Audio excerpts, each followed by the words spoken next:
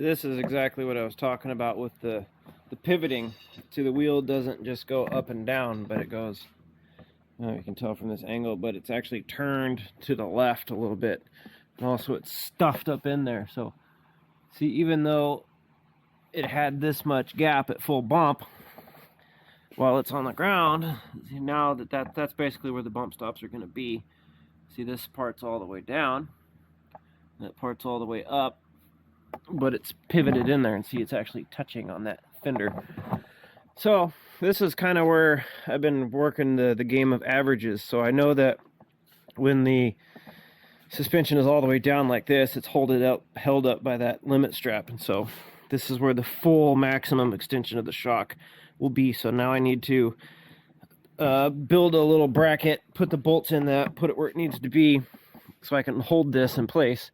And then what I need to do is do the opposite. I need to stuff this tire in here and let this one droop and see how far up that shock comes. So this is a game of averages here, because I don't want to bottom out my shocks because these are $250 a piece, but I don't want to lose travel. So you can kind of see what I was talking about there with that pivot. So that shock mount is on the outside of that control arm plane. So as this pivots, it's actually drawing it this way. So ideally what I would do is cut that mount off and move it more towards the center where that arm is, which would be ideal, but then we'd run into clearance issues there. So see, it's this one I'm talking about. That's what I'm talking about. You see, it's a game of averages here. So we'll get this tacked into place somehow, and then we'll revisit this here in a couple minutes when we go the other way.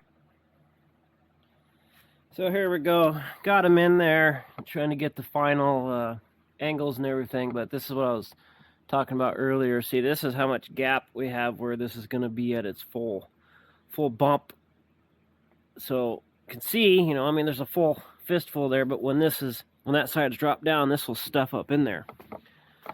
So trying to get these finalized. That one's already burnt in there, and so the thing that I'm working out now is where exactly I'm going to put the bumps at, because we're getting to the point now where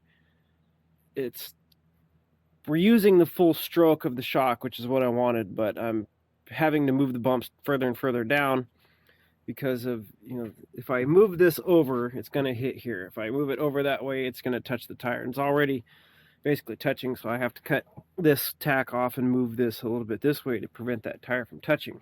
This one doesn't quite touch, but it's close. And so you can see down in there where that bump stop I got is, it's like 2 inches off, so I need to extend that far.